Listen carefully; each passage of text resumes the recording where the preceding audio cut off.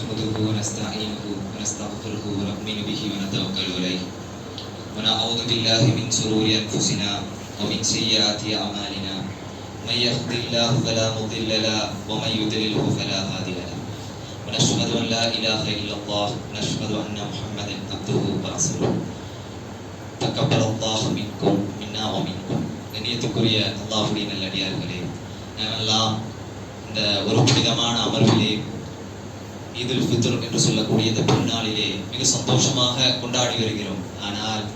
ஆனால் இந்த உலகத்திலே இந்த ஈதுல் ஃபித்ரை கொண்டாட முடியாத ஒரு நிலையில் சில மக்கள் இருந்து கொண்டிருக்கிறார்கள். தன்னுடைய தாயை இழந்த, தன்னுடைய தந்தையை இழந்த, தன்னுடைய சகோதரியை இழந்த, தன்னுடைய சகோதரர்களை இழந்து நிறைய மக்கள் வாழ்ந்து கொண்டிருக்கிறார்கள். அதையெல்லாம் பொருட்படுத்தாமல் நாம் இங்கே அமர்ந்து கொண்டிருக்கிறோம். கண்ணியத்துக்குரிய அல்லாஹ்வுடைய நல்லடியார்களே, எப்படி ஒரு உடலில் ஒரு இடத்தில் காயப்பட்டால், ஒரு இடத்தில் காயம் ஏற்பட்டால் அந்த உடல் முழுவதும் பாதிப்பு ஏற்படுமோ, அதே போன்றுதான் அல்லாஹ் இந்த உம்மத்தையும் ஆக்கி இருக்கிறார். இந்த உம்மத்திலே ஒரு இடத்தில் காயம் ஏற்பட்டால் கூட இந்த முழு உம்மத்தும் பாதிப்பாக வேண்டும், இந்த முழு உம்மத்தும் பொறுப்பாக வேண்டும். கண்ணியத்துக்குரிய அல்லாஹ்வுடைய நல்லடியார்களே, நான் ஈராக்கை சேர்ந்தவனாக இல்லை, நான் ஈரானை சார்ந்தவனாக இல்லை, நான் சிரியாவை சார்ந்தவனாக இல்லை, நான் மியான்மரை சார்ந்தவனாக இல்லை, நான் பலஸ்தீனை சார்ந்தவனாக இல்லை, ஆனால் நான் ரசூலுல்லாஹ்வுடைய உம்மத்தை சார்ந்தவனாக இருக்கிறேன். ஆகையால் அந்த உம்மத்தை, அந்த மக்கள் எவ்வளவு அவதிப்படுகிறார்கள் என்பதை அறிந்து அதற்காக நாம் குரல் கொடுக்க வேண்டும். சகோதரிகளே, நேத்துக்குரிய அல்லாஹ்வுடைய நல்லடியார்களே, அல்லாஹ்வுடைய தூதர் ஸல்லல்லாஹு அலைஹி வஸல்லம் சொன்னார்கள், ஒரு காலகட்டம் வரும் இறுதி நாளின் அடையாளமாக ரசூலுல்லாஹி ஸல்லல்லாஹு அலைஹி வஸல்லம் சொன்னார்கள், எதிரிகள் உங்கள் மீது பாய்வார்கள். எந்த அளவுக்கு என்று சொன்னால், ஒரு தட்டிலே சாப்பாடு வைக்கப்பட்டிருக்கும், பசித்த ஒருவன் அந்த உணவின் மீது எப்படி விழுவானோ அந்த அளவுக்கு எதிரிகள் உங்கள் மீது தாக்குதல் நடத்துவார்கள். சஹாபாக்கள் கேட்டார்கள், யா ரசூலல்லாஹ், நாங்கள் எண்ணிக்கை குறைவானவர்களாக இருப்போமா? ரசூலுல்லாஹி ஸல்லல்லாஹு அலைஹி வஸல்லம் சொன்னார்கள், கல்லா, இல்லை, நீங்கள் எண்ணிக்கையில் அதிகமானவர்களாக இருப்பீர்கள். காரணம் என்ன தெரியுமா? உங்களை குறித்த அச்சத்தை, எதிரிகளின் உள்ளத்தில் இருக்கக்கூடிய பயத்தை அல்லாஹ் எடுத்து விடுவான். உங்கள் மீது உள்ள பயத்தை எதிரிகளின் உள்ளத்திலிருந்து அல்லாஹ் எடுத்து விடுவான். இந்த உம்மத்திற்கு அல்லாஹ் வஹன் என்ற நோயை போட்டு விடுவான். வஹன் என்றால் என்ன யா ரசூலல்லாஹ்? ஹுப்பு துன்யா, இந்த உலகத்துடைய மோகம், மரணத்தின் மீதுள்ள வெறுப்பு. அப்படிதானே வாழ்ந்து கொண்டிருக்கிறோம் சகோதரிகளே. கண்ணியத்துக்குரிய அல்லாஹ்வுடைய நல்லடியார்களே, நாம் எம்முடைய நண்பர்களை எந்த அளவுக்கு தெரிந்து வைத்துக் கொள்கிறோமோ அதை விட எம்முடைய எதிரிகளை நாம் நன்கு அறிந்து வைத்திருக்க வேண்டும். கண்ணியத்துக்குரிய சகோதரிகளே, யார் எம்முடைய எதிரிகள்? அல்லாஹ் சொல்லுகிறான் சூரா மாயிதாவிலே 82வது வசனம். அல்லாஹ் பேசுகிறான், லா தஅஜன்ன அஷத்துன் நாசி அதாவத்துல் லில்லதீன ஆமனு யஹூத வன் நஸாரா அஷ்ரகு. கண்ணியத்துக்குரிய அல்லாஹ்வுடைய நல்லடியார்களே, அல்லாஹ் இயற்கையாக ஒரு எதிரியை நமக்கு படைத்திருக்கிறான் மனித சமுதாயத்திற்கு. யார் அந்த எதிரி? ஷைத்தானை அல்லாஹ் படைத்திருக்கிறான். ஷைத்தானை குறித்து அல்லாஹ் பேசும்போது அதுல் முபீன் என்று அல்லாஹ் சொல்லுவான். ஷைத்தானுக்கு பிறகு ஒரு எதிரியை அல்லாஹ் அந்த வார்த்தையை குறித்து பயன்படுத்துவானே, ஆனால் அந்த எதிரி யார் தெரியுமா? இந்த யூதர்கள் தான். இந்த யூதர்கள் குறித்து அல்லாஹ் பேசும் பொழுது அல்லாஹ் சொல்லுகிறான், இந்த உலகத்தில் உங்களுக்கு பெரும் எதிரி இருப்பானே, ஆனால் அந்த யூதன் மாத்திரம்தான். அல்லாஹ் அதே அத்தியாயத்தில் அடுத்து பேசுவான், இந்த உலகத்தில் நீங்கள் யாரை வேண்டுமானால் நண்பர்களாக்கிக் கொள்ளுங்கள், இந்த யூதர்களை நண்பர்களாக்கிக் கொள்ளார்கள். அல்லாஹ் சொல்லுகிறான், காரணம் என்ன, அவர்களுடைய குணம் என்ன என்பதை நாம் நன்கு அறிந்து வைத்திருக்க வேண்டும். கண்ணியத்துக்குரிய சகோதரிகள், யார் இந்த யூதர்கள்? அல்லாஹ் முஹம்மது நபி ஸல்லல்லாஹு அலைஹி வஸல்லம் அவர்களை குர்ஆனிலே 4 முறை தான் பயன்படுத்தி இருக்கிறான். முஹம்மது நபி ஸல்லல்லாஹு அலைஹி வஸல்லம் உடைய உம்மத், சிறந்த உம்மத்தை அல்லாஹ் சில இடத்தில் தான் அல்லாஹ் பேசி இருக்கிறான். இப்ராஹிம் அலைஹிஸ்ஸலாம் அவர்களுடைய உம்மத்தை சில இடத்தில் தான் பேசி இருக்கிறான். இஸ்மாயில் அலைஹிஸ்ஸலாம் அவர்களுடைய உம்மத்தை சில இடத்தில் தான் பேசி இருக்கிறான். ஏன் நூஹ் நபி அலைஹிஸ்ஸலாம் அவர்களுடைய சமூகத்தை லேசாக ஒரு அறிமுகத்தை கொடுத்துவிட்டு அல்லாஹ் சென்று விடுவான்.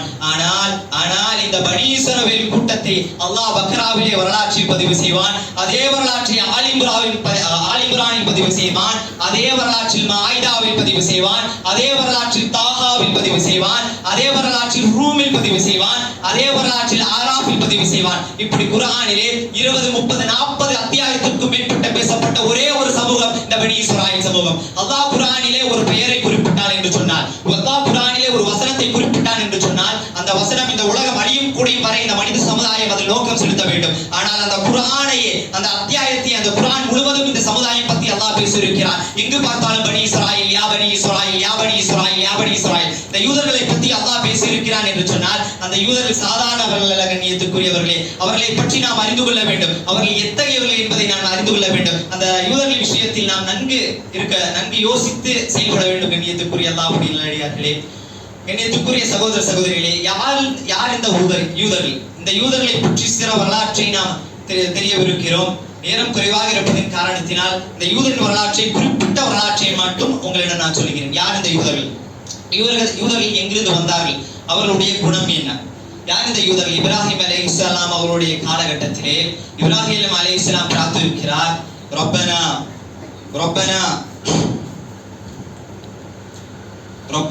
ஹப்லனா மின் லதுன்க வரஹ்மா இன்னக அன்தல் வஹ்ஹாப்.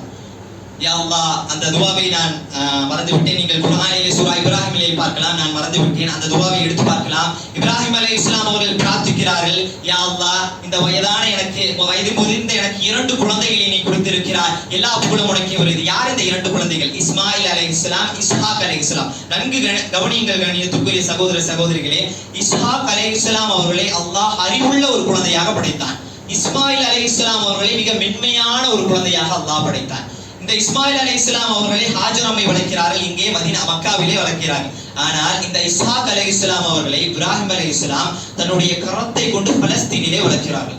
இந்த இஸ்ஹாக் அலைஹிஸ்ஸலாம் அவர்கள் மிக அறிவுள்ள ஒரு குழந்தையாக அல்லாஹ் படைத்திருக்கிறார். இந்த இஸ்ஹாக் அலைஹிஸ்ஸலாம் அவர்கள் இப்ராஹிம் அலைஹிஸ்ஸலாமை திருமணம் முடித்து வைத்திருக்கிறார்கள். திருமணம் முடித்ததற்கு பிறகு இஸ்ஹாக் அலைஹிஸ்ஸலாம் அவர்களுக்கு ஒரு குழந்தை பிறக்கிறது. யார் அந்த குழந்தை? யாக்கூப் அலைஹிஸ்ஸலாம் என்று சொல்லக்கூடிய ஒரு நபியை அல்லாஹ் குழந்தையாக கொடுக்கிறார். யார் இந்த யாக்கூப் அலைஹிஸ்ஸலாம்? நாம் எல்லாம் படித்திருக்கிறோமே யூசுப் அலைஹிஸ்ஸலாம். அவர்களுடைய தந்தை தான் இந்த யாக்கூப் அலைஹிஸ்ஸலாம். இந்த யாக்கூப் அலைஹிஸ்ஸலாமுக்கு 12 குழந்தைகள். அந்த 12 குழந்தைகள் ஒரு குழந்தை யூசுப் அலைஹிஸ்ஸலாம். ஆனால் இந்த யூசுப் அலைஹிஸ்ஸலாமுடைய ஒரு சகோதரன் தான், இந்த 12 குழந்தைகள் ஒரு குழந்தை தான் யூதா என்ற பெயர் கொண்ட ஒரு குழந்தை. அந்த யூதா என்ற குழந்தையிலிருந்து தான் அந்த யூத சமூகம் முழுவதும் இந்த யூதர்களாக வந்தார்கள். இந்த யூதர்கள் எப்படிப்பட்டவர்கள்? இந்த யூதர்களுடைய குணம் என்ன தெரியுமா? அன்று வரை 3000, 4000, 5000 ஆண்டுகளுக்கு முன் வரலாற்றை நான் பேசிக் கொண்டிருக்கிறேன். மூசா அலைஹிஸ்ஸலாம் அவருடைய காலத்திற்கு முன்பே, இஸ்லாத்திற்கு முன்பே, கிறிஸ்துவத்திற்கு முன்பே, எல்லா மதத்திற்கும் முன்பு தோன்றியவர்கள் இந்த யூதர்கள். ஆனால் அன்றிலிருந்து இன்று வரை யூதர்களுடைய எண்ணிக்கை எவ்வளவு தெரியுமா? 2 கோடி மாத்திரம்தான். காரணம் என்ன தெரியுமா? அந்த யூதர் கோத்திரத்தில் பிறந்தவர்கள், என் பையன் யூதனாக இருக்க வேண்டும், வேற யாராவது யூத மதத்தில் வந்தால் அவர்களை நாங்கள் யூதர்களாக அங்கீகரிக்க மாட்டோம். எப்படி இந்தியாவிலே பிராமணர்களோ அதே போன்றுதான் இந்த யூதர்கள். பிராமணர்கள் இந்த நாட்டு முதல்வரானாலும் சரி, இந்த நாட்டு மந்திரி ஆனாலும் சரி, அவர்கள் பிராமணர் கூட்டத்தில் சேர்த்துக் கொள்ள மாட்டார்கள். அதே போன்றுதான் இந்த யூதர்கள். தன்னை யாரை யூதர்களாக வந்து தேர்ந்தெடுத்தாலும் அவர்களை தேர்ந்து கொள்ள மாட்டார்கள். தன் பெற்ற பிள்ளை தான் யூதர்கள். ஆகையால் தான் அவர்கள் அன்று முதல் இன்று வரை 1.5 கோடி மட்டுமே அவர்களுடைய சமுதாய எண்ணிக்கை உள்ளது. இந்த யூதர்கள் யூசுப் அலைஹிஸ்ஸலாம் அவர்களை அல்லாஹ் அந்த எகிப்துடைய அடிமையாக விற்கிறான். அந்த யூசுப் அலைஹிஸ்ஸலாம் அவருடைய ஒழுக்கத்தின் காரணமாக அந்த எகிப்துடைய அரசாங்கத்தையே யூசுப் அலைஹிஸ்ஸலாம் அவர்களுக்கு கொடுக்கிறான். இந்த யூசுப் அலைஹிஸ்ஸலாம் அரசாங்கத்திற்கு வந்த பிறகு இந்த அவருடைய சகோதரர்கள், இந்த யூதா அனைத்து சகோதரர்களையும் எகிப்துடன் இணைத்துக் கொண்டிருக்கிறார்கள். யூசுப் அலைஹிஸ்ஸலாம் மௌத்தாகி விடுகிறார்கள். இந்த யூதர்கள் ஆட்சி நடத்தி கொண்டிருக்கிறார்கள், எகிப்துடைய ஆட்சியை நடத்தி கொண்டிருக்கிறார்கள். 200 ஆண்டு காலம் எகிப்துடைய ஆட்சியை நிரூபித்துக் கொண்டிருக்கிறார்கள். 200 ஆண்டுகளுக்கு பிறகு அல்லாஹ் ஒரு சுடுகாட்டில் ஒரு பணத்தை எரிக்கக்கூடிய ஒரு குடும்பத்திலிருந்து ஒரு மன்னனை தேர்வு செய்கிறான். யார் அந்த மன்னன்? கொடுங்கோலன் ஃபிரௌன் என்ற மன்னனை 200 ஆண்டுகளுக்கு பின்பு தேர்வு செய்கிறான் அந்த எகிப்திலே. அவன் மன்னனாக வருகிறான். இந்த யூதர்களை அடிமைப்படுத்துகிறான். எந்த அளவுக்கு என்று சொன்னால் சூரா பக்ராவிலே அல்லாஹ் பதிவு செய்வான், وَإِذْ قَالَ مُوسَى لِقَوْمِهِ يَا قَوْمِ إِنَّكُمْ ظَلَمْتُمْ أَنفُسَكُمْ بِاتِّخَاذِكُمُ الْعِجْلَ. எப்படி உங்களை கொலை செய்தார்கள் தெரியுமா? அந்த யூதர்களை எப்படி இந்த ஃபிரௌன் அடிமைப்படுத்தினான் என்று சொன்னால், பிறக்கக்கூடிய அத்துணை ஆண்மக்களையும் கொல்வான். யுதப்பிஹூன என்றால் கொடூரமாக யூதர்கள் அந்த ஆண்மக்களை கொண்டு வந்தார். யூதர்களை அப்படி பழிவாங்க நாமல் பார்க்கிறோமா இல்லையா? 21ஆம் நூற்றாண்டிலே எகிப்திலே பார்க்கக்கூடிய அந்த பிரமிடுகள் எல்லாம் எப்படி இவ்வளவு பெரிதாக கட்டப்பட்டதை என்று வியந்து பார்க்கிறோமா இல்லையா? ஒரு காரணமும் இல்லை. அந்த யூதர்களை அடிமைகளாக்கி அந்த ஃபிரௌன் கட்டினான் அந்த பிரமிடை. அந்த அளவுக்கு கொடுமைப்படுத்தினான். பிறக்கக்கூடிய ஆண்மக்களை அத்துணை குழந்தைகளையும் கொன்று விட்டான். இப்படி அடிமை செய்திருக்கக்கூடிய நிலையில் அல்லாஹ் மூசா அலைஹிஸ்ஸலாம் அந்த யூத கூட்டத்திலேயே பிறக்கி வைக்கிறான். மூசா அலைஹிஸ்ஸலாம் அவர்களை அனுப்புவதற்கு 2 காரணம். முதல் காரணம் என்ன தெரியுமா? தௌஹீதை பேசுவதல்ல. இந்த பனி இஸ்ராயீல் கூட்டத்தை, இந்த யூத கூட்டத்தை அந்த ஃபிரௌனுடன் காப்பதே மூசா அலைஹிஸ்ஸலாம் அனுப்புவதற்கு முதல் காரணம். 2வது காரணம் தான் தௌஹீத். முதல் காரணம் இந்த யூத கூட்டத்தை ஃபிரௌனுடன் காக்க வேண்டும். யூத கூட்டத்திலிருந்து மூசா அலைஹிஸ்ஸலாம் பிறக்கிறார்கள். ஒரு நபியாக அல்லாஹ் தேர்வு செய்கிறான். ஃபிரௌனிடம் அந்த கதையெல்லாம் நீங்கள் வாசித்து பார்க்கலாம் குர்ஆனிலே. ஃபிரௌனிடம் சொல்லுகிறார்கள், ஃபிரௌனை எதிர்த்து பேசுகிறார்கள். ஃபிரௌனை எதிர்த்த முதல் மனிதர் மூசா அலைஹிஸ்ஸலாம் எதிர்த்து பேசுகிறார்கள். ஃபிரௌனே, இந்த பனி இஸ்ரவேல் கூட்டத்தை என்னிடம் அனுப்பிவிடு. நான் உடன் அரசாங்கத்தை கேட்கவில்லை, ஆட்சியை கேட்கவில்லை. இந்த பனி இஸ்ரவேல் கூட்டத்தை என்னிடம் அனுப்பிவிடு. நாங்கள் வேறு ஒரு தேசத்துக்கு சென்று வாழ்ந்து விடுகிறோம். ஆனால் ஃபிரௌன் மறுத்து விட்டான். யூதர்கள் சொன்னார்கள், தனக்காக பேசக்கூடிய மூசா அலைஹிஸ்ஸலாம், தனக்காக ஒரே ஒரு மனிதர் தான் வாதாடுகிறார் ஃபிரௌனிடம். அந்த யூதர்கள் மூசா அலைஹிஸ்ஸலாம் பார்த்து சொன்ன வார்த்தை என்ன தெரியுமா? முதல் வார்த்தை நன்றி கெட்ட வார்த்தை. மூசா, நீ வரக்கு முன்னாடி நாங்க கேவலப்பட்டோம், இப்பவும் கேவலப்படுறோம். நீ எதுக்கு வந்த? மூசா அலைஹிஸ்ஸலாம் அவர்களை மூஞ்சில் அடிச்ச மாதிரி பேசிட்டாங்க.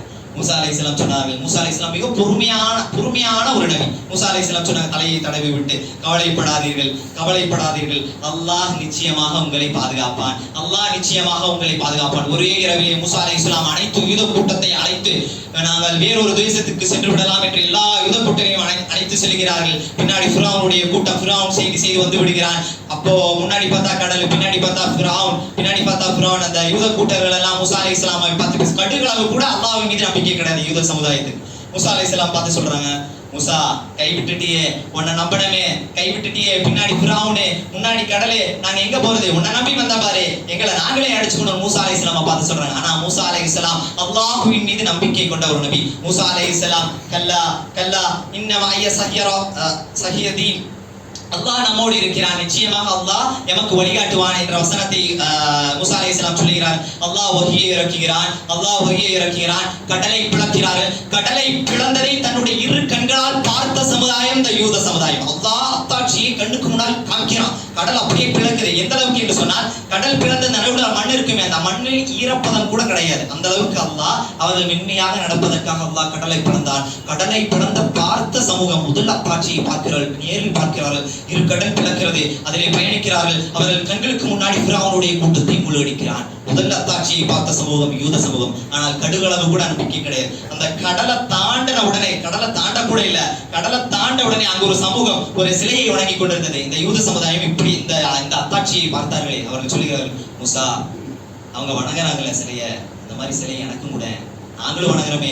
அத்தாட்சியை பார்த்தவர்கள், கடலை பிளந்த அல்லாஹ் இருக்கிறான் என்று உணர்ந்தவர்கள் சொல்கிறார்கள், மூசா, அந்த மாதிரி சிலை எங்களுக்கு ஒண்ணு கூட, நாங்களும் வணங்குறோம். இணை வைத்தவர்கள் மூசா அலைஹிஸ்ஸலாம் உபதேசிக்கிறார்கள், இல்லை, நீங்கள் இணை வைக்க கூடாது, உங்கள் இறைவன் அல்லாஹ் ஒருவன் தான். பிறகு மூசா அலைஹிஸ்ஸலாம் திருப்பியும் எகிப்துடைய ஆட்சியை அல்லாஹ் கொடுக்கிறான். இந்த யூதர்களுக்கு மூசா அலைஹிஸ்ஸலாம் அவர்களுக்கு எகிப்துடைய ஆட்சியை கொடுக்கிறார். மூசா அலைஹிஸ்ஸலாம் நமக்கெல்லாம் தெரியும், 40 நாள் தூர் சீனா மலைக்கு சென்றார்கள்.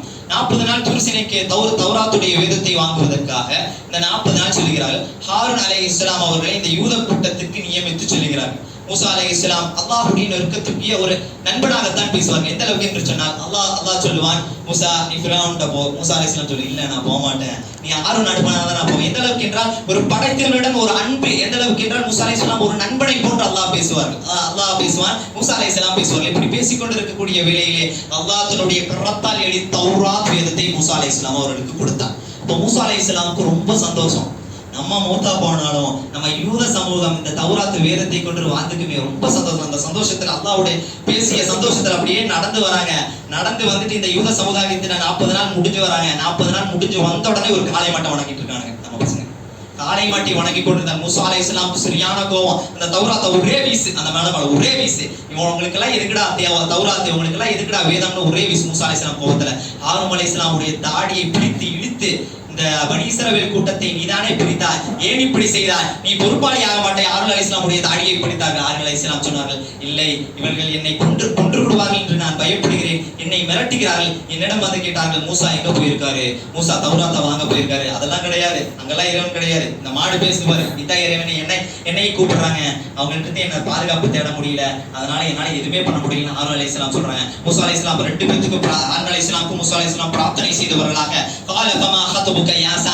சாமிரி, உன்னுடைய நிலைமைதான் என்ன? அவர்கள் சொன்னார்கள், ஜிப்ரீல் அலைஹிஸ்ஸலாம் அவருடைய குதிரையின் கால் தடத்தில் ஒரு பிடி மண்ணை எடுத்து இந்த மாட்டின் மீது நான் போட்டேன், அந்த மாடு பேச தொடங்கியது என்று சாமிரி சொன்னார். மூசா அலைஹிஸ்ஸலாம் உடனே அந்த மாடை எடுத்து தீயில எரித்தார்கள். உங்கள் இறைவனை எரிக்க முடியுமா? இதோ அந்த மாடு எரிகிறதே, உங்கள் இறைவன் இந்த மாடா? திருப்பி மூசா அலைஹிஸ்ஸலாம் பிரார்த்தித்தார்கள் தன்னுடைய சமூகத்திற்காக, அல்லாஹ் மன்னித்து விடு. அல்லாஹ் மன்னிக்கவில்லை. 70,000 யூதர்களை அவர்களுக்கு கொடுத்த தண்டனை என்ன தெரியுமா? தாங்களே தங்களுடைய தங்களுடைய கழுத்தை அறுத்துக் கொள்ள வேண்டும். வேற வழியே கிடையாது. தாங்களே தங்களுடைய கழுத்தை அறுத்துக் கொள்ள வேண்டும். 70,000 யூதர்கள் தங்களுடைய அழித்துக் கொண்டு மௌத்தான மூசா அலைஹிஸ்ஸலாம் பிரார்த்திக்கிறார்கள், யா அல்லாஹ், என்னுடைய சமூகமே 70,000 கொஞ்சம் தான் இருக்கும், அந்த சமுதாயத்தையும் நீ அழித்து விட்ட, எப்படியாவது உயிர் கொடு. திருப்பி அல்லாஹ் உயிர் கொடுக்குறான். மரணித்ததுக்கு பிறகு உயிர் கொடுக்கிறான் இந்த யூத சமுதாயம். இரண்டாவது அத்தாட்சி, மரணித்ததுக்கு பிறகு உயிர் கொடுக்கிறான் அல்லாஹ். அதை பார்த்தார்கள், திருப்பி எந்திரிக்கிறாங்க. திருப்பி எந்திரிச்சு தௌராத்தை மூசா அலைஹிஸ்ஸலாம் கொடுக்குறாங்க, இதை வாங்கிக்கங்க. யார் கொடுத்தா இதை? யூதர்கள் கேட்கின்ற வார்த்தை, யார் கொடுத்தா? அல்லாஹ் கொடுத்தான். என்னது இது? ஏதான் அப்படியா? நாங்க அல்லாஹ் பார்க்கணும், அப்பதான் நாங்க நம்புவோம். மூசா அலைஹிஸ்ஸலாம் கூட்டிட்டு போறாங்க. சரி வாங்கடா, உங்களை இருந்து ஒரு 70 கூட்டத்தை 70 பேரை தேர்ந்தெடுத்தாங்க. 70 தலைவர்கள், யூத தலைவர்கள் தேர்ந்தெடுத்து வாங்க. அந்த மலைக்கு போனாங்க. எல்லாம் உன்னை பார்க்கணுன்றானுங்க, நானே உன்னை பார்க்க முடியல, இவனுக்கு பார்க்கணுன்றானுங்க, நீ வந்துறியா? இவனுக்கு நம்ப மாட்டேங்கிறானே.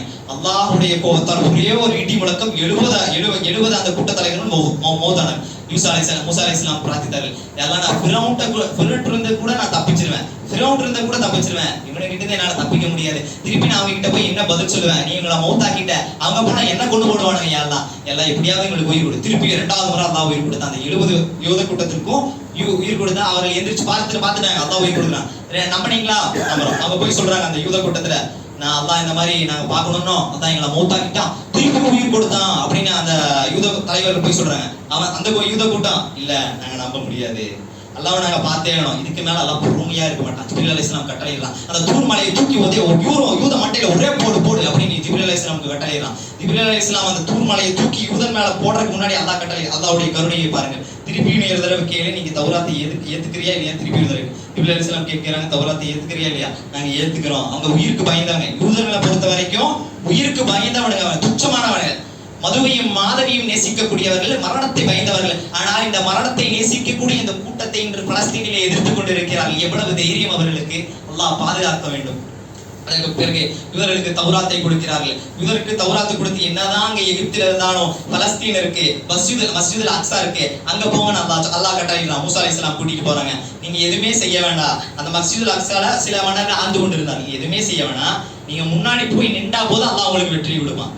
நீங்க புதுமுறை காட்டி ஓடிடாதீங்க, முன்னாடி போய் நில்லுங்க, அல்லாஹ் உங்களுக்கு வெற்றியை தருவான். யூத கூட்டம், இன்னும் மூசா பேசுற, எவ்வளவு ஆயுதங்களை வைத்திருக்கிறார்கள், நாங்கள் முன்னாடி போறதை எங்களை கொலை செய்து விடுவார்கள், உயிருக்கு வைத்தவர்கள் எங்களை கொலை செய்து விடுகிறார்கள், நாங்கெல்லாம் போக மாட்டோம், நீ வேணா நீயும் உன்னுடைய ரப்பும் போய் போர் புரிந்துட்டு வா அப்படின்னு அந்த யூத கூட்டம் சொல்லுச்சு. மூசா அலைஹிஸ்ஸலாம் பிரார்த்தித்தார்கள், யா அல்லாஹ், என்னை நான் கட்டுப்படுத்தி விடுவேன், ஹாரூனை கட்டுப்படுத்தி விடுவேன், ஆனா இவனுங்களை என்னால கட்டுப்படுத்த முடியலையே. அல்லாஹ் சொன்னா, அப்ப நீ வேணாட்டில, அப்ப நீ உள்ள போக மறுத்துட்டீல, 40 ஆண்டு நாய் மாதிரி பாலை வளர்த்து அணையணும். அதான் அல்லாஹ் கொடுத்தது. 40 ஆண்டு அவனுக்கு நாடே கிடையாது. அன்றிலிருந்து இன்று வரை நாடே கிடையாது. இஸ்ரேல் என்ற ஒரு கதை எப்படி வச்சு தெரியுமா? எங்க போனாலும் அவங்களை அடிச்சு துரத்துவாங்க, கிறிஸ்தவர்களை அடிச்சு துரத்துவாங்க. காரணம் என்ன? கிறிஸ்தவர்களை கடவுளாக அங்கீகரிக்கக்கூடிய ஈசா நபி, நாம் நபியாக அங்கீகரிக்கக்கூடிய ஈசா நபியுடைய தாய் மரியம் அலைஹிஸ்ஸலாம் அவர்களை விபச்சாரி என்றும் நஅஊதுபில்லா அவர் பெற்ற மகன் விபச்சாரி பெற்ற மகன் என்றும் யூதர்கள் சிலாகித்தார்கள். அந்த கிறிஸ்தவர் சும்மா விடுவானா? எங்க போனாலும் அடிச்சு துரத்துவான். ஜெர்மனிக்கு போனா ஹிட்லர் 6 லட்சம் யூதர்கள் அடிச்சான், அவங்களுக்கு ஒரு நாடே கிடையாது. அப்படி நாடு இல்லாத ஒரு சூழ்நிலையில் பலஸ்தீனுக்கு வந்தால், பலஸ்தீனுடைய முஸ்லிம் நான் முன்னாடி சொன்னானா இல்லையா? இஸ்மாயில் அலைஹிஸ்ஸலாம் அவர்கள் மென்மையானவர்கள், இஸ்ஹாக் அலைஹிஸ்ஸலாம் அறிவுள்ளவர்கள். இந்த யூதர்கள் மென்மையான குடும்பத்தில் முஹம்மது நபி ஸல்லல்லாஹு அலைஹி வஸல்லம் பிறக்க வைக்கிறான். இந்த மென்மையான சமூகத்திலே எங்கேயுமே உலகத்திலே இடம் கொடுக்கல, யாருமே இடம் கொடுக்கல, முஸ்லிம் சமுதாயம் இடம் கொடுத்துச்சு. முதல் முறையில் யூதர்களுக்கு ஒரு சிறிய இடம் கொடுத்த சமுதாயம் முஸ்லிம் சமுதாயம். இரக்கம் இல்லாதவர்கள் யூதர்கள். அன்றைக்கு 1948க்கு முன்னாடி பாத்தீங்கன்னா மேப்ல பலஸ்தீன் என்ற ஒரு இடத்துல தான் இருக்கும். இப்ப பாத்தீங்கன்னா பலஸ்தீனோட இடம் இருக்காது, இஸ்ரேல் அப்படியே மாத்திருப்பாங்க. இஸ்ரேல் அப்படியே மாத்தி, இரக்கம் இல்லாதவர்கள் அன்று முஸ்லிம் தன்னுடைய வசப்பிடத்தை கொடுத்த முஸ்லிம்களை இன்று அழித்து நாசக்கேடுபடுகிறார்கள். அல்லாஹ் எந்த அளவுக்கு அந்த யூதர்களுடைய உள்ளத்திலே இரக்கத்தை எடுத்து விட்டான். அதற்கு பிறகு 40 ஆண்டு பாலைவனத்துல நாய் மாதிரி அழுதாங்க. வெயில், ரொம்ப வெயில். மூசா அலைஹிஸ்ஸலாம் கேட்கிறாங்க, மூசா ரொம்ப வெயில் அடிக்குது மூசா, அல்லாஹ்ட்ட இருந்து பிரார்த்திச்சு எங்களுக்கு ஏதாவது ஒரு ஏற்பாடு பண்ணி கொடு. மூசா அலைஹிஸ்ஸலாம் எத்தனை முறை கேட்டாலும் யூதர்கள் பிரார்த்திப்பாங்க.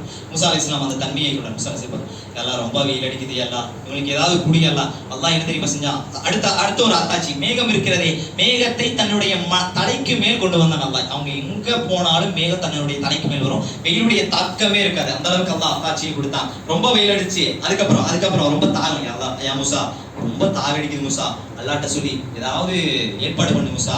வைதிஸ்தஸ்கா மூசா லி கௌமிஹி ஃபகுல்னா துரிபு பி அஸாகல் ஹஜர் ஃபன்ஃபஜரத அஷ்ரத உஷ்ரத ஐனா. மூசா அலைஹிஸ்ஸலாமுக்கு அல்லாஹ் கட்டளையிடுறான், இந்த பாலைவனத்துடைய ஒரு பாறையை நீங்கள் அடிங்க, அதுல இருந்து 12 ஊற்று வருது, 12 ஊற்று தண்ணீர் வருது.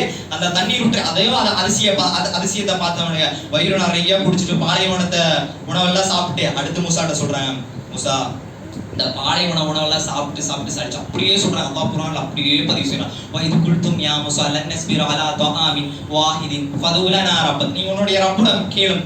ஃபதுலனா ரப்பக யுஃப்ரிஜ லனா மின் பக்லிஹா வ கிஸ்ஸாஇஹா வ ஃபூமிஹா வ அதஸிஹா வ பத்லிஹா. அதில் பூண்டு அல்லாஹ்விட்ட கேட்டு வானத்திலிருந்து எங்களுக்கு உணவு தட்டை இறங்கு, அதுல வெங்காயம் இருக்கணும், அதுல கீரை இருக்கணும், பூண்டு இருக்கணும், பருப்பு இருக்கணும், அது இருக்கணும். அல்லாஹ்ட்ட கட்ட இப்படி அல்லாஹ் பதிவு செய்யறான். அது இருக்கணும் இது இருக்கணும் என்பதாக மூசா அலைஹிஸ்ஸலாம் அவர்கிட்ட கேட்கிறான். மூசா அலைஹிஸ்ஸலாம் திருப்பி பிரார்த்தித்தார்கள். அல்லாஹ்விடம் வானத்திலிருந்து அப்படியே உணவு தட்டி இறங்குகிறது. கண்ணால் பார்த்த அத்தாட்சி ஒரு சமூகம். வானத்திலிருந்து அவங்க காலையில இருந்துச்சு வெளியே வந்தா உணவு தட்டு வானத்திலிருந்து அப்படியே வரும். பாலை விட மென்மையாக, தேனை விட சுவையாக. சோனத்துடைய உணவு சாதாரண உணவு இல்ல, அந்த உணவை அல்லாஹ் யூத சமுதாயத்திற்கு இறக்குகிறான். கண்ணால பார்க்கிறான். ஆனா அல்லாஹ் ஒரு நிபந்தனை இல்லை, நான் உனக்கு உணவை இறக்குறேன், ஆனா நீ சேமிக்க கூடாது. உனக்கு எவ்வளவு வேணுமோ நான் கொடுக்குறேன், எவ்வளவு வேணுமோ நான் கொடுக்குறேன், ஆனா நீ சேமிச்சு வைக்க கூடாது. நம்மளுக்கு 6 நாள் தாக்கு பிடிச்சானு, 6 நாள் சேமிக்கவே இல்லை. சாப்பிட்டானுங்க. 7வது நாள் எங்க வராம போயிருமோ, சிறிதளவு கூட நம்பிக்கை கிடையாது, எங்க வராம போயிருமோன்னு உள்ள எடுத்து வச்சுட்டாங்க. அடுத்த நாள் பார்த்தா உள்ள போய் பார்த்தா அந்த உணவு கெட்டு போச்சு. வெளியே போய் வானத்தை பாக்குறாங்க, உணவு தட்டு வரவே இல்லை. அதான் நிறுத்திக்கிட்டான். அல்லாஹ் சொன்னான்ல, நீ சேமிக்காத, நான் உனக்கு எவ்வளவு வேணாலும் தரேன். ஆனா நம்ம பையனை நம்பவே மாட்டான். 6 நாள் கழிச்சு அதை உள்ள எடுத்து வச்சுட்டாங்க, அது கெட்டு போச்சு, உணவு தட்டு வரல. அதற்கு பிறகு 40 ஆண்டுக்கு பிறகு திருப்பியும் அங்க மஸ்ஜிதுல் அக்ஸாவுக்கு எல்லாம் போக சொல்றான். அல்லாஹ் எப்படி போக சொல்றான்னா, நீங்க சுஜூது செய்தவர்களாக, அல்லாஹ்வை புகழ்ந்தவர்களாக போக சொல்றான். ஆனா நம்மளுக்கு அல்லாஹ்வை கிண்டல் செய்து உள்ள போனாங்க. அல்லாஹ்வை கிண்டல் செய்து அந்த மஸ்ஜிதுல் அக்ஸாவுக்கு உள்ள போனாங்க. அதுக்கப்புறம் இன்னொரு சம்பவம், கடைசி ஒரு சம்பவத்தை சொல்லி முடிச்சுக்கிறேன். இந்த யூத கூட்டம் மூணா பிரியுது. எப்படின்னா, ஒரு ஆள் ஒரு யூதன் இன்னொரு யூதனை கொலை செஞ்சான். எப்படி கொலை செஞ்சாரா, யாரு கொலை செஞ்சாரான்னு தெரியல. அப்போ அந்த யூதன் மூசா அலைஹிஸ்ஸலாம் போய், மூசா யாரோ கொலை செஞ்சுட்டானுங்க, பசங்கள யாரு கொலை செஞ்சாங்கன்னு எனக்கு தெரியல, நீதான் கண்டுபிடிக்கணும் அப்படின்னு மூசா அலைஹிஸ்ஸலாம் அல்லாஹ்ட்ட கேட்கறாங்க. அல்லாஹ் யாரு கண்டுபிடிச்சாங்கன்னு தெரியல. அப்ப அல்லாஹ் சொல்றான், ஒரு மாடு அருங்க, அந்த மாட்டுடைய அறுத்து அந்த மாட்டுடைய வால் எடுத்து அந்த ஜனாசா மேல அடிங்க, அந்த ஜனாசா எந்திரிச்சு பேசும் அப்படின்னு. அப்ப அந்த யூதர்கள் மாடு அறுக்க சொன்னா போய் அறுக்கணும்ல, எப்படி இருக்கும் இந்த மாடு? அல்லாஹ்ட்ட கேளு. அல்லாஹ் சொல்றான், கவர்ச்சி மிக்க மஞ்சள் நிறமாக இருக்கும். அந்த மாடு எங்க போய் தருது? நீ தானே கேட்ட, மாடு அறுக்க சொன்னா போய் அறுக்கணும், எப்படிப்பட்ட மாடு, அது எப்படி இருக்கும்னு இன்னொரு தடவை கேட்டாங்க. அல்லாஹ் சொல்றான், அது உழுவாத மாடு. அந்த காலகட்டத்துல மாடுனாலே இது உலருக்கு தான் வச்சிருப்பாங்க. அது உழுகாத மாடு, அது மஞ்சள் கலர்ல கவர்ச்சி மிக்க. ரொம்ப வருஷம் அந்த ஜனாசாவை போட்டு அதுக்கப்புறம் ஒரு மாடை கண்டுபிடிச்சானு. மாடை கண்டுபிடிச்சு அந்த வால் எடுத்து ஜனாசா மேல அடிச்சானுங்க. ஜனாசா எந்திரிச்சு, இன்னாருதான் என்னை கொலை செய்தான். இந்த உயிர் ஜனாசா எந்திரிச்சு பேசுறதை கண்ணால பார்த்தவர்கள், அத்தாட்சி, அல்லாஹ் இருக்கிறான் என்ற அத்தாட்சி அடுக்குக்கு மேல் அடுக்குக்காக அல்லாஹ் அவர்களுக்கு காமித்தான். ஜனாசா எந்திரிச்சு பேசு, இவன் தான் என்ன கொலை செஞ்சான். அதுல இருந்து யூதர்கள் 3ஆ பிரிகிறார். முதல் கூட்டம் என்னன்னா, அல்லாஹ் ஒரு நிபந்தனை இல்லை, 6 நாள் நீ என்ன வேணாலும் பண்ணு, 6 நாள் நீ என்ன வேணாலும் பண்ணு, ஆனா சனிக்கிழமை மட்டும் எனக்காக நீ ஒதுக்கணும், சனிக்கிழமை நீ மீன் பிடிக்க கூடாது அப்படின்னு அல்லாஹ் சொல்றான். அப்ப இந்த முதல் கூட்டம் என்னன்னா, ஆமா அல்லாஹ் சொல்றான் சனிக்கிழமை நான் மீன் பிடிக்க மாட்டேன் அப்படின்னு மீன் பிடிக்கல. 2வது கூட்டம்னா, அல்லாஹ் என்ன சொல்றது, நான் போய் மீன் பிடிப்பேன் அப்படின்னு மீன் பிடிப்பேன். 3வது கூட்டம் என்னன்னா, 3வது கூட்டத்துல நானும் மீன் பிடிக்க மாட்டேன்னு இருந்தானுங்க. அல்லாஹ் அவர்களை சோதித்தான். எந்த அளவுக்கு என்றால், சனிக்கிழமையான மீன்கள்லாம் கொத்து கொத்தா கடல்ல இருந்து அப்படியே முன்னாடி அவங்க கண்ணுக்கு முன்னாடி கொத்து கொத்தா மீன்கள் எல்லாம் வந்துடும். இவங்க பிடிக்கிறாங்களா ஏன் டெஸ்ட் பண்றாங்களா? நம்மளுக்கு என்ன தெரியுமா, சனிக்கிழமை தானே மீன் பிடிக்க கூடாது, வெள்ளிக்கிழமை வலையை போட்டு ஞாயிற்றுக்கிழமை எடுக்கிறது. அல்லாஹ் யூதர்களின் மூலம் இந்த சமுதாயத்துக்கு ஒரு எடுத்துக்காட்டை தருகிறான். சனிக்கிழமை மீன் பிடிக்க கூடாதுன்னு அல்லாஹ் சொல்றான் யூதர்களுக்கு.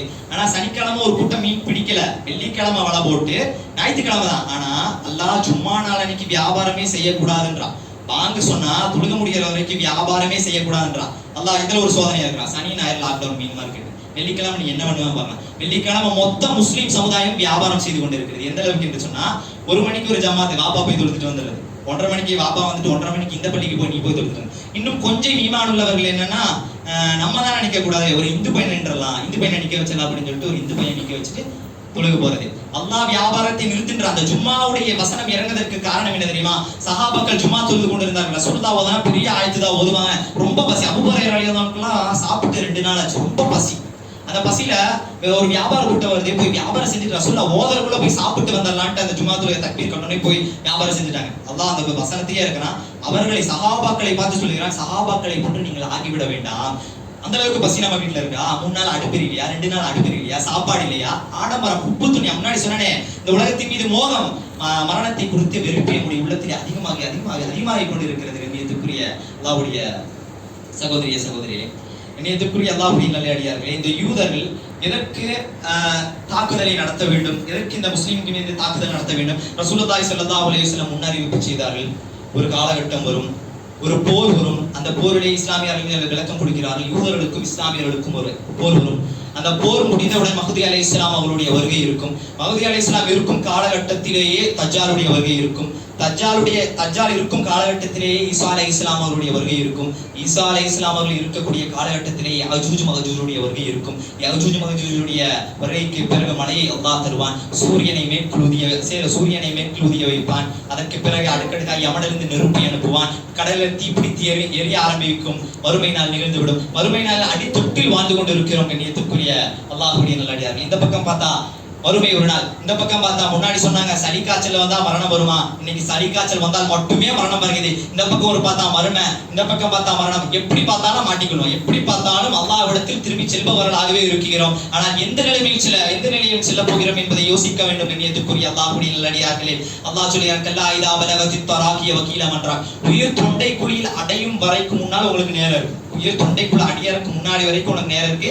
அது வரைக்கும் அல்லாஹ்ட்ட திரும்பிக்கொள். அதற்கு முன்னாடி வரைக்கும் அல்லாஹ்ட்ட திரும்பிக்கொள். இன்னொன்னு, சூரியன் உதிக்கிறதுக்கு முன்னாடி அல்லாஹ்ட்ட திரும்பிக்கொள். ரெண்டுத்திலயும் நம்ம நெருக்கத்தில் இருக்கிறோம். இந்த பக்கம் பார்த்தா வறுமை பக்கத்தில் இருக்கிறது, இந்த பக்கம் பார்த்தா மரணம் பக்கத்தில் இருக்கிறது. ரெண்டும் வருவதற்கு முன்னால் அல்லாஹ்விடத்தில் திரும்பியவர்களாக, அல்லாஹ்விடத்தில் பாவமன்னிப்பு கேட்டவர்களாக இந்த புனிதமான நாளிலே அந்த பலஸ்தீன் மக்களுக்கும் பிரார்த்தித்தவர்களாக நாம் இருப்போம் என்று சொல்லி இந்த உரையை முடித்துக் கொள்கிறேன். வாஹிர் தஅவானா அல்ஹம்துலில்லாஹி ரப்பில் ஆலமீன். அஸ்ஸலாமு அலைக்கும் வரஹ்மத்துல்லாஹி தஆலா வபரகாத்துஹு.